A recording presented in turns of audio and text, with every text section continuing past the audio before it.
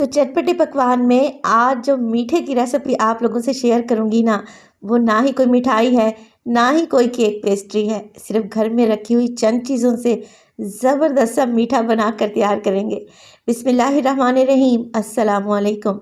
खुश रहें, आबाद रहें, जहाँ भी रहें, हैप्पी रहें और हेल्दी रहें। तो मैं हूँ फ़ाइज़ा और वेलकम करती हूँ आपको चटपटे पकवान में। ये मीठा देखने में जितना प्रेजेंटेबल लग रहा है ना, खाने में उतना ही टेस्टी है।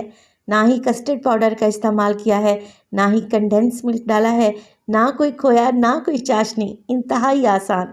तो रेसिपी को एंड तक देखें, अच्छी लगे लाइक कर दें और चटपटे पकवान को सब्सक्राइब भी कर लें। तो चलें फिर, देर किस बात की, जल्दी से रेसिपी स्टार्ट कर लेते हैं।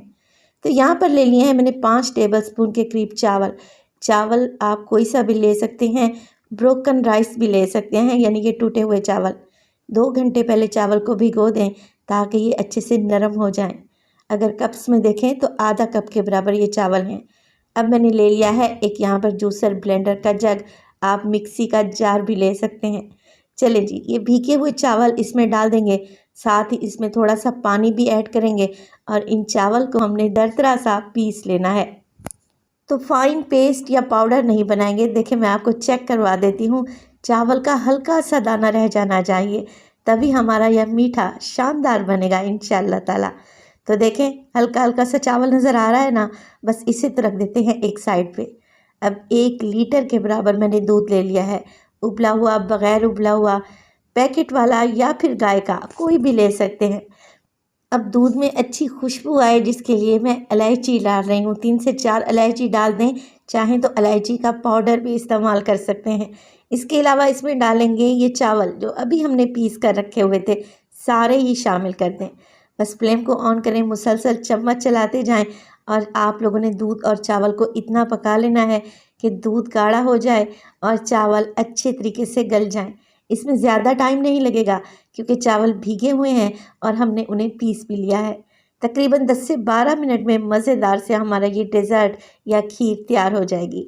अब देखें, जैसे ही चावल गल जाएंगे ना, तब आप लोगों ने इसमें मीठा शामिल करना है। तो मीठा डालने के लिए मैं चीनी का इस्तेमाल कर रही हूँ, आप इसमें कंडेंस मिल्क भी डाल सकते हैं। चावल अच्छे से गल चुके हैं, आधा कप के बराबर मैं इसमें चीनी शामिल करूँगी। आप अपनी पसंद के मुताबिक कम या ज़्यादा डाल सकते हैं, मगर ये एकदम परफेक्ट मीठा बनेगा इंशाल्लाह। तो देखिए, फ्लेम को इस वक्त मैंने बिल्कुल लो रखा हुआ है। जैसे ही आप खीर में चीनी डालेंगे ना, इसकी कंसिस्टेंसी पतली हो जाएगी, लिहाजा 4 से 5 मिनट के लिए मज़ीद पका लेंगे ताकि चीनी का कच्चापन निकल जाए। और खीर को मज़ीद क्रीमी बनाने के लिए मैं क्रीम डाल रही हूँ, तकरीबन 4 टेबलस्पून के करीब। मैं टेट्रा पैक इस्तेमाल कर रही हूँ। आप दूध के ऊपर जो मलाई आती है ना घर वाले दूध पे, बस आप लोगों ने 4 से 5 टेबलस्पून वो भी डाल देने हैं, उससे भी अच्छा रिज़ल्ट आएगा। मिक्स करेंगे। मिक्स करने के बाद देखें, आप खीर की थिकनेस को चेक कर लें।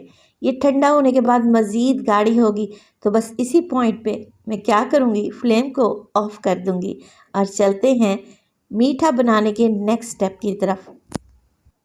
अब यहाँ पर ले ली है मैंने पतली बारीक वाली सेवइयाँ। ऐसी सेवइयाँ आपको हर जगह से इजीली मिल जाएंगी। 2 पैकेट मैंने लिए हैं। अगर कप्स में देखें तो तकरीबन ये सेवइयाँ 2 कप के बराबर बनेंगी। अगर ग्राम्स में देखें तो तकरीबन 180 ग्राम है।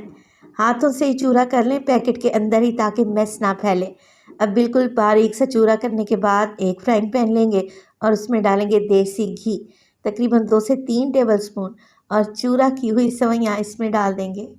देखें, आप यहाँ पर ऑयल का इस्तेमाल नहीं कीजिएगा, अगर देसी घी नहीं है तो डालडा घी भी ले सकते हैं। सेवइयों को भून लेंगे ताकि इनमें अच्छी खुशबू आए और इनका हल्का सा कलर भी चेंज हो जाए। तो जैसे जैसे आप सेवइयों को भूनते जा रहे हैं, आपको अच्छी खुशबू आना स्टार्ट हो जाएगी। बस इसी पॉइंट पर आप लोग डालें आधा कप पिसी हुई चीनी। नॉर्मल चीनी है, मिक्सी जार में डालें और बारीक सा पीस लें। इसके साथ ही 2 से 3 चुटकी येलो फूड कलर भी डालूंगी, ये ऑप्शनल है।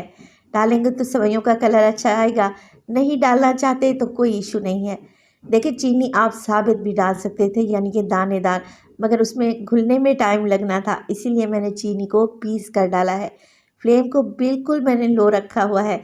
अगर ज़रा सी भी फ्लेम आप लोग हाई रखेंगे ना, तो चीनी कैरमलाइज हो जाएगी, कड़वी हो जाएगी। लिहाजा बिल्कुल लो फ्लेम पे भूनते हुए आप लोग चीनी को मिक्स करते रहें, इतना कि चीनी देखें बिल्कुल हल हो जाए। और इसी स्टेज पर आप लोगों ने क्या करना है, फ़ौरन से फ्लेम को ऑफ़ कर देना है। सेवइयाँ हमारी एकदम क्रिस्पी और रसीली हो चुकी हैं। चलें जी, अब यहाँ पर सेवइयों को सेट करने के लिए मैंने एक स्टील की प्लेट ले ली है। आप कोई सी भी डिश का इस्तेमाल कर सकते हैं। हल्का सा घी की मदद से इसे ग्रीस कर लेंगे और जो सेवइयाँ अभी हमने भून कर रखी हुई हैं ना, बस वो शामिल कर दें। थोड़ी सी बचा कर रख ली हैं, जो कि मैं एंड में इस्तेमाल करूँगी। अब गर्मा-गर्म सेवइयों को आप लोगों ने सेट करना है। कोई भी कटोरी या फिर गिलास ले लें और उसकी बैक की मदद से हल्का-हल्का प्रेस करेंगे ना, तो ये सेवइयाँ ईज़िली सेट हो जाएँगी। देखें, कुछ इस तरीके से। अब इसके ऊपर डालेंगे हम ये क्रीमी मज़ेदार सी गाढ़ी खीर।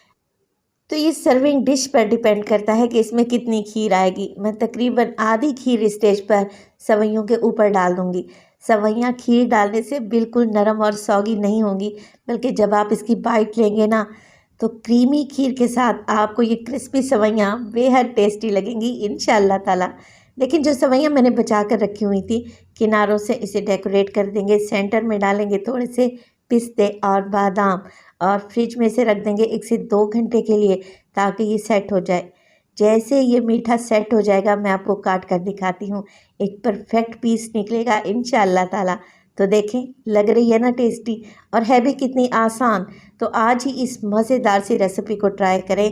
इंशाअल्लाह ताला इसका फ्लेवर आपको बड़ा ही ज़बरदस्त, यूनिक और मुनफरिद लगेगा। तो इस मज़ेदार से मीठे को बनाने के लिए ज़्यादा मेहनत भी नहीं लगी और माशाल्लाह से आप इसकी लुक देखें, लग रहा है ना रॉयल टच। तो आप लोगों ने रेसिपी को ट्राई करना है। रेसिपी अच्छी लगे लाइक कर दें, चटपटे पकवान को सब्सक्राइब कर लें और अपने फैमिली और फ्रेंड्स में भी शेयर किया करें। अपना बहुत सारा ख्याल रखिएगा। फ़ाइज़ा को अपनी दुआओं में याद रखिएगा। मुझे दीजिए इजाज़त। टिल देन, अल्लाह निगहबान।